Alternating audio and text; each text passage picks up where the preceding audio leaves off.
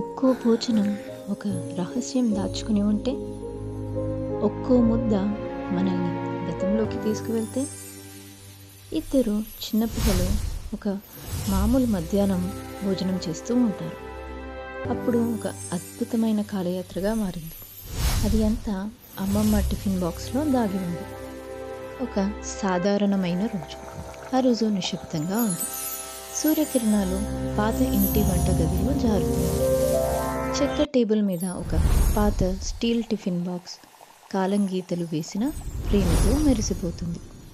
అమ్మమ్మ పొయ్యి దగ్గర నిలబడి నెమ్మదిగా వంట చేస్తూ ఒక పాత పాటను పాడుతూ ఉంది. అక్కడ పిల్లలు ఆసక్తిగా చూస్తున్నారు. అందులో ఒకళ్ళు అంటారు, అమ్మమ్మ, నీ వంటకి ఎందుకింత ప్రత్యేకమైన రుచి ఉంటుంది? అప్పుడు అమ్మమ్మ మెల్లగా నవ్వింది, కానీ ఏమీ చెప్పలేదు. ఆమె మెల్లగా టిఫిన్ బాక్స్ని తెరిచింది. ఆవిరి పైకి ఎగిసింది, కొంచెం భిన్నంగా. అప్పుడే ఒక విచిత్రం జరిగింది. చపాతీ రోలర్ తానే తిరగడం మొదలైంది. పసుపు గాలిలో మెరిసింది. ఆవాలు చిన్న పటాకుల్లా చిటపటలాడాయి. మసాలాలు నాట్యం చేయసాగాయి. వంటగది మొత్తం మెరుస్తోంది. అందులో ఒకళ్ళు అంటారు, అమ్మమ్మ, ఇది మాయా? అమ్మమ్మ సమాధానం చెప్పేలోపే అక్కడ ప్రపంచం మాయమైంది. వాళ్ళు పచ్చని పొలాల్లో దిగారు. ఒక పెద్ద వృక్షం దగ్గర. దాని కింద ఒక చిన్న అమ్మాయి తన సోదర సోదరీమణులతో నవ్వుతూ అరటి ఆకుపై భోజనం పంచుకుంటుంది. పిల్లలు అడుగుతారు, అమ్మమ్మ, అది నువ్వేనా?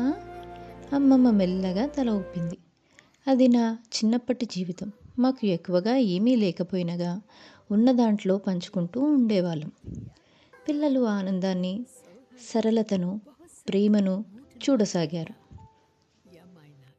రోలర్ మళ్ళీ తిరిగింది. ఇప్పుడు వాళ్ళు ఒక రద్దీ ప్లాట్ఫామ్లో ఉన్నారు. రైలు కూత వేసింది. జనం పరుగులు తీశారు.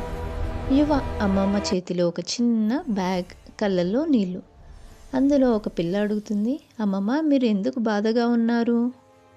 అమ్మమ్మ అంటుంది, ఆ రోజు నేను నా ఇంటిని వదిలి కొత్త జీవితం మొదలు పెట్టడానికి వెళ్ళాను. రైలు మళ్ళీ కదిలింది. యువ అమ్మమ్మ తన తల్లిదండ్రులకు వీడ్కోలు చెప్పింది. ఎంతో భయం ఉన్నా ధైర్యంగా ముందుకు సాగింది. పిల్లలు ఆ క్షణాన్ని గమనించారు. మసాలాలు మళ్ళీ తిరగడం మొదలుపెట్టాయి. దీపాల వెలుగు, ఆనందం, పండగ వాతావరణం. అమ్మమ్మ తన తల్లితో కలిసి వంటగదిలో ఉంది.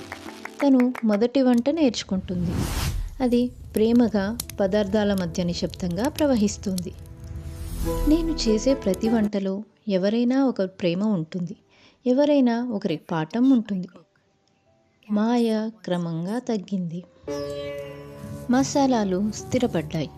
రోలర్ ఆగిపోయింది. వాళ్ళు మళ్ళీ వంటగదిలోనే ఉన్నారు.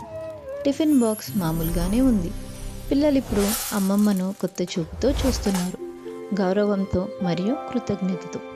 అమ్మమ్మ చివరి వంటను టిఫిన్లో పెట్టింది. అమ్మమ్మ మృదువుగా అంటుంది, భోజనం కడుపు నింపుతుంది, కథలు మన మనసును నింపుతాయి. పిల్లలు ఆమెను గట్టిగా కౌగిలించుకున్నారు. ఆ రోజు వాళ్ళు ఒక అమూల్యమైన విషయం నేర్చుకున్నారు. కుటుంబ కథలు నిజమైన సంపద. వాటిని పంచుకోండి ప్రతి భోజనం ద్వారా.